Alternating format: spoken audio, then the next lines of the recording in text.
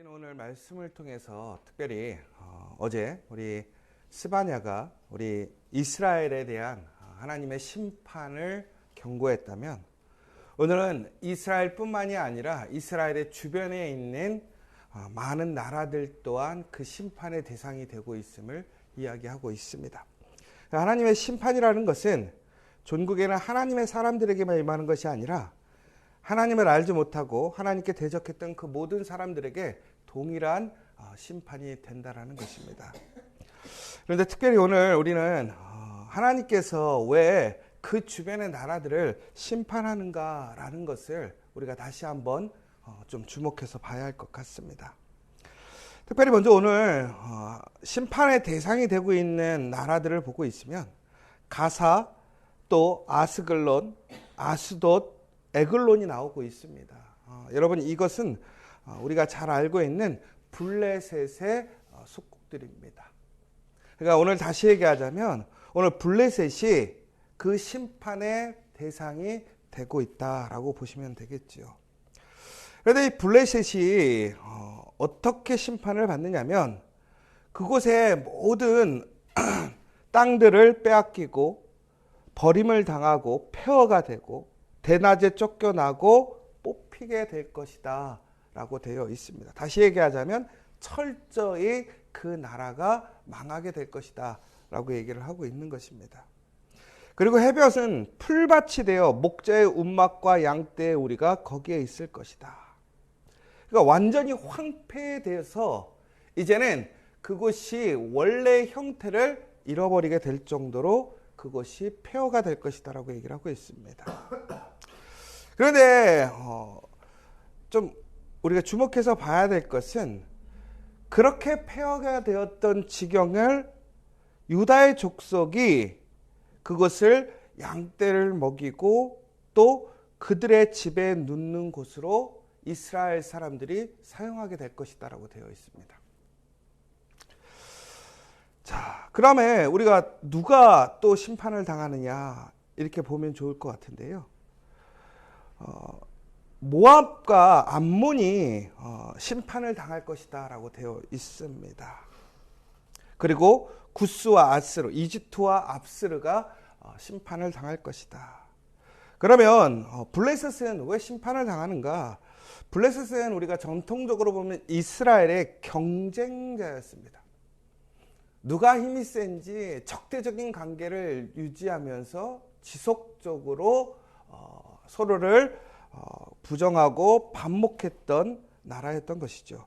그러니까 이스라엘을 인정하지 않고 하나님을 인정하지 않았던 블레셋, 그리고 큰 힘을 가져서 세상을 지배하는 것 같았지만 전국에는 이 블레셋은 이스라엘은 이길 수 있지만 하나님을 이길 수 없다라는 것을 다시 한번 이야기하고 있습니다.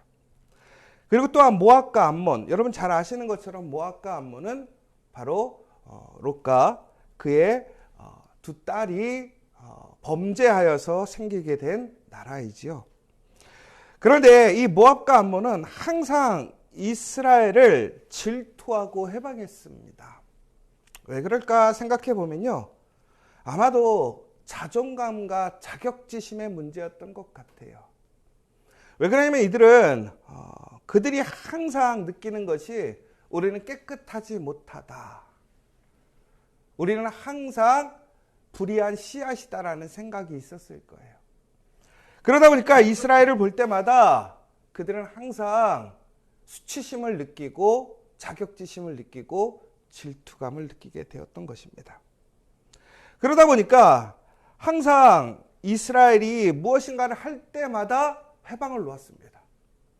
그리고 반대하고, 그리고 거짓으로 이스라엘의 그러한 길들을 막으려고 했었습니다.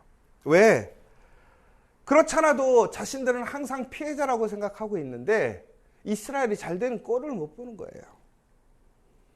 여러분, 그러니까요, 오늘 말씀에서 보면 우리가 하나님의 사람들과 경쟁해서 하나님을 이기려고 하는 사람이 결코 성공할 수 없고요.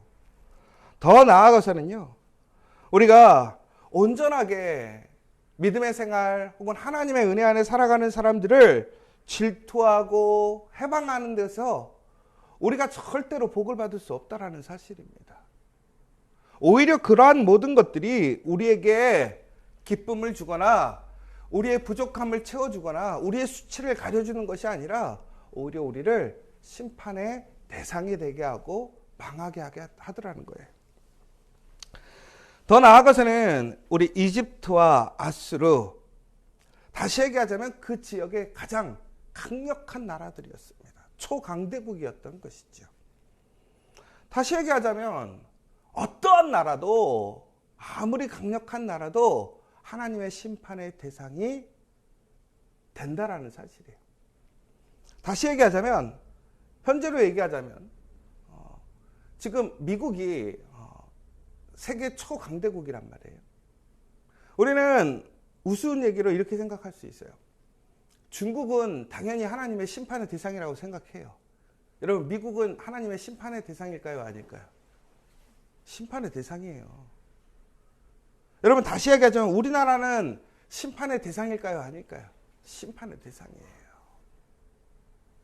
어떠한 나라도 어떠한 사람도 하나님의 말씀 안에 그 말씀을 따라서 그 말씀에 순종하고 그 말씀을 지키지 않으면 하나님의 심판의 대상이 된다라는 사실입니다. 그런데 여러분, 절대로 무너지지 않을 것 같았던 그러한 나라들이 어떻게 되었습니까? 철저하게 무너졌단 말이에요. 여러분, 우리가 아는 것처럼 아수르가 왜 망하게 됐는지 아시지요? 이스라엘을 공격했다가 이스라엘을 이기지 못하고 결국에는 쇠퇴하게 되고 그 나라가 망하면서 바벨론으로 넘어가는 역사를 보게 됩니다. 우리가 엄밀히 보자면, 세상적인 이치로 보자면 도저히 싸움이 되지 않는 거예요. 지금 우리나라 요즘에 그 드라마가 유행하고 있는 게 그 거란 전쟁, 이게 요즘 드라마가 유행하고 있다는데, 그 거란 전쟁이 3,000명의 그러한 군사를 가지고 고려인들이 몇만 명의 거란족과 싸워서 이겼다라는 그 스토리를 가지고 이야기를 하더라고요. 그래서 아주 막 역사적인 전투다라고 얘기를 하는데, 여러분, 이스라엘이 아수르를 이길 수 있었다라는 것은 그것보다 더 말도 안 되는 일이었다라는 것이죠. 그럼 전국에는 그것이 어떻게 가능했을까? 그것이 바로 하나님의 손 안에서 이루어진 심판이었다라는 것입니다. 여러분, 다시 얘기하자면 어떠한 나라도 어떠한 민족도 하나님의 말씀을 벗어나고 하나님의 계명을 준수하지 않고 하나님을 인정하지 않게 된다면 그것은 심판의 대상이 될 수밖에 없다라는 거예요. 그러니까 어제 우리가 보았던 것처럼 더욱이 이스라엘이 하나님의 심판을 받게 되는 상황 속에서 하물며 하나님을 믿지 않고 하나님을 인정하지 않고 하나님께 순종하지 않는 자들은 그들에게 임할 심판이 얼마나 크겠느냐라는 거예요. 여러분, 우리가 알고 있는 것처럼 아수르에는 엄청난 관계시설이 있었습니다. 그 시대에 관계시설을 할 수 있었다고 하는 것은 매우 대단한 어떤 도시 문명이 발달했다라는 이야기가 될 수 있습니다. 여러분, 우리가 지금도 뭐 이탈리아나 이런 데 가서 옛 로마의 유적들을 보면 로마의 그러한 어떤 생활의 모습들, 그러한 문화의 생활들이 얼마나 발달했는지 우리는 감탄하게 되는데, 여러분, 그거보다 훨씬 이전에, 기원전 이전에 이 아수르라는 나라는 그러한 관계시설들이 다 정비가 되어 있어서 어마어마하게 그것이 풍요로운 땅이었다라는 거예요. 사막과 같은 그 땅이 풍요로운 땅이었다라는 거죠. 그런데 무엇이라고 되어 있냐면 그것이 메말라서 사막이 되어버립니다. 아무리 인간의 시설로 좋은 것을 만들고 우리의 삶을 극복해도 하나님의 심판이 임하시면 그 모든 것은 아무런 능력을 발휘할 수 없더라는 거예요. 그러니까 우리는 하나님 아닌 다른 것들을 의지하고 그것들이 우리를 지켜주고 우리의 희망이 되고 기쁨이 될 것이라고 생각하는데 절대로 그렇지 않더라는 거예요. 우리가 살 길은 오직 하나님밖에 없다라는 사실이에요. 여러분, 특별히 이 아수르의 니느웨를 기억하십니까? 여러분, 요나가 니느웨에 가서 하나님의 말씀을 선포함으로 그것이 구원을 얻게 됩니다. 그런데 요나는 그것이 구원받는 것에 대해서 탐탁치 여기지 않아서 결국에는 도망가다가 잡혀와서 말씀을 증거하잖아요. 여러분, 그런데 그때 놀라운 모습이 있었어요. 뭐였냐면 그 니느웨 사람들이 그 하나님의 심판의 이야기를 듣고 어떻게 하냐면 회개하는 역사가 일어났어요. 왕부터 온 나라가. 요나가 그때 마음을 바꿨던 이유는 무엇이었냐면 자신이 혹 그 말씀을 선포했을 때 니느웨 사람들이 그 이야기를 듣고 혹시나 회개할까 봐 그가 얘기하기 싫었거든요. 그런데 그 마음속에 무슨 생각이 들었냐면 내가 선포한다고 회개하겠어? 그런데 놀랍게도 그 니느웨 사람들이 어떻게 하냐면 그 이야기를 듣고 완전하게 하나님 앞에 회개하는 역사를 일으킵니다. 그러자 어떻게 됐어요? 그곳에 임할 심판을 벗어나는 모습을 보게 됩니다. 그런데 놀랍게도 오늘 아수르의 그러한 심판이 임하게 되었을 때 아수르 사람들은 어떡합니까? 동일하게 하나님의 심판이 임할 것을 듣게 되었다는 거예요. 그런데 오늘은 어떡합니까? 그들은 그것을 귀 기울이지 않습니다. 왜? 그들이 아주 강력한 나라가 되었거든요. 그들이 세상에서 최고거든요. 부족한 게 없습니다. 무서운 게 없어요. 하나님의 말씀에 심판이 임한다라는 이야기를 들었음에도 불구하고 그들은 꿈쩍하지 않는 거예요. 왜? 우리의 힘으로 이길 수 있을 거라 생각하는 거죠. 그러나 전국에는 어떻게 되었습니까? 그들은 철저하게 무너져 버렸습니다. 여러분, 그런데 여기서 놀라운 은혜가 있어요. 뭐냐면 하나님이 왜 심판을 이야기하시는가라는 거예요. 오늘 스바냐를 통해서 왜 이 심판을 이야기하는가라는 것이죠. 여러분, 이 스바냐를 통해서 이후에 요시야의 놀라운 개혁이 일어납니다. 그런데 이런 얘기를 하죠. 스바냐에게 상당한 영향력을 받았을 것이다. 왜? 하나님의 그 말씀에 그 심판의 그 징계를 두려워했기 때문에 그는 개혁하고 다시 새로워질 수 있었다는 거예요. 그러니까 하나님께서 우리에게 심판을 주겠다, 심판하겠다라는 얘기는 그것이 끝나는 것이 아니라 우리에게 뭐 하는 것입니까? 기회를 주시는 거예요.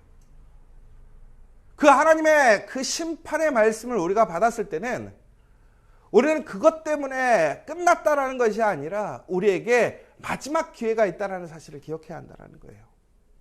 다시 얘기하자면 여러분, 우리가 우리의 삶 속에서 하나님의 징계와 심판을 받을 수 있어요.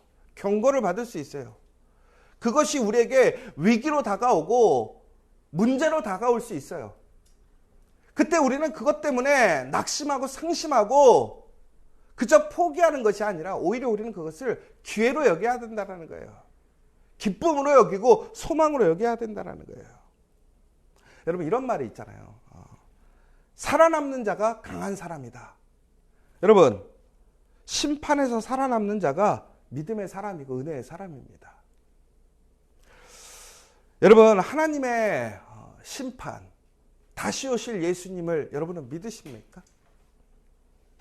여러분, 하나님께서 예수님을 통해서 이 땅을 다시 심판하실 그날이 오면 여러분, 우리는 분명하게 믿음의 사람과 그렇지 않은 사람들이 구별되어집니다. 다시 얘기하자면 우리는 그 마지막 때에 우리는 하나님의 사람들은 먼저 휴거를 통해서 하나님의 그 사람으로 구별될 것이고요. 그리고 남아있는 자들은 존국에는 그 연단과 시련과 고난을 통해서 존국에는 하나님의 사람과 그렇지 않은 사람들이 최종적으로 구별되어질 거라는 거예요. 그러면 이게 교단마다 휴거가 있느냐 없느냐, 전천년설이냐 후천년설이냐, 뭐 이것 되게 중요해요. 그러나 그것보다 더 중요한 게 무슨 얘기인 줄 아십니까? 분명히 하나님의 심판이 임할 것이고 그 심판 가운데 믿음의 사람과 그렇지 않은 사람은 구별되어진다라는 사실입니다. 그러나 믿음으로 우리가 하나님의 말씀을 순종하고 그 말씀 안에 다시 되돌아서면, 우리가 다시 회심하고 되돌아가게 된다면 우리는 하나님의 은혜의 대상이 될 수 있다는 거예요. 사랑하는 여러분, 많은 사람들이, 많은 나라들이 하나님을 이기려고 해요. 하나님을 인정하지 않고 하나님은 없다라고 얘기하고 하나님의 심판을 우습게 여깁니다. 그러나 그 어떤 사람도 하나님을 이길 수 없고 그 하나님의 심판에서 벗어날 수 없습니다. 그러나 믿음의 사람은 전국에는 우리는 그 심판에서 은혜를 입어 구원을 얻게 될 것이고, 더 나아가서는 그 믿음의 사람들이 그 힘을 가지고 누렸던 모든 사람들의 것들을 다시 누리고 취하게 되더라는 거예요. 결국은 그 심판을 통해서 우리는 하나님의 은혜를 경험할 뿐만이 아니라 우리는 하나님의 더 큰 축복과 능력으로 나아갈 수 있다는 거예요. 여러분, 오늘 여러분들은 무엇을 위해 살아가고 계십니까? 여러분의 오늘 목표는 무엇입니까? 여러분, 우리가 우리의 삶을 잘 사는 것, 부유하게 하는 것, 내 힘을 키우는 것 중요해요. 여러분, 그러나 그 힘이 어디서 오는가 우리는 기억해야 한다는 거예요. 더 중요한 것은 오늘 내가 얼마나 성공하느냐가 아니라, 내가 얼마나 잘 되느냐가 아니라, 내가 원하는 일을 이루는 것이가 아니라 내가 오늘 하나님 앞에 올바르게 살아가고 있는가가 더 중요하더라는 거예요. 여러분, 그렇게 될 때에 우리는 비록 오늘 우리는 세상에서 조금은 힘들고 오히려 세상에서 더 많은 시험과 고난을 받을 수 있지만 최종적으로는 우리는 승리하게 될 거라는 사실입니다. 오늘 이 시간 여러분 다시 한번 하나님의 심판이 우리에게 임함을 기억하시기 바랍니다. 하나님을 믿는 사람이나 믿지 않는 사람에게 동일하게 그 심판이 임하게 될 것이고, 그 안에 믿음이 있는 사람들은 구원을 얻게 될 것이라는 사실이에요. 여러분, 그 구원을 위해 이 땅에 예수님이 오셨다는 사실이에요. 예수님을 믿고 예수님의 그 말씀대로 살아가는 자들은 천국에는 심판이 아닌 하나님의 은혜로 나아가게 됨을 기억하십시오.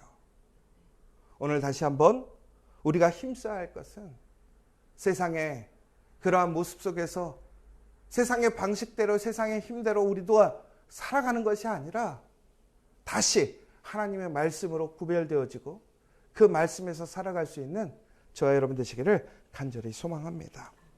오늘 이 시간 우리 함께 기도했으면 좋겠습니다.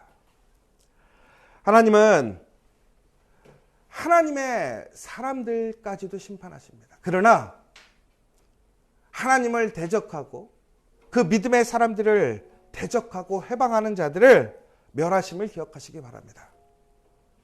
교만한 자를 멸하십니다. 또한 자신들의 길을 걸어가는 사람들, 하나님을 인정하지 않는 자들을 멸하시게 됨을 기억하시기 바랍니다. 그러나 하나님 앞에 철저히 무릎 꿇고 하나님을 인정하고 하나님 앞에 되돌리는 사람은 그는 구원을 얻게 됩니다. 은혜를 경험하게 되고 천국에는 그 모든 사람들이 가지고 다 했던 그 땅과 그 능력을 소유하게 됩니다. 오늘 우리는 다시 한번 하나님 앞에 철저히 회개해야 합니다.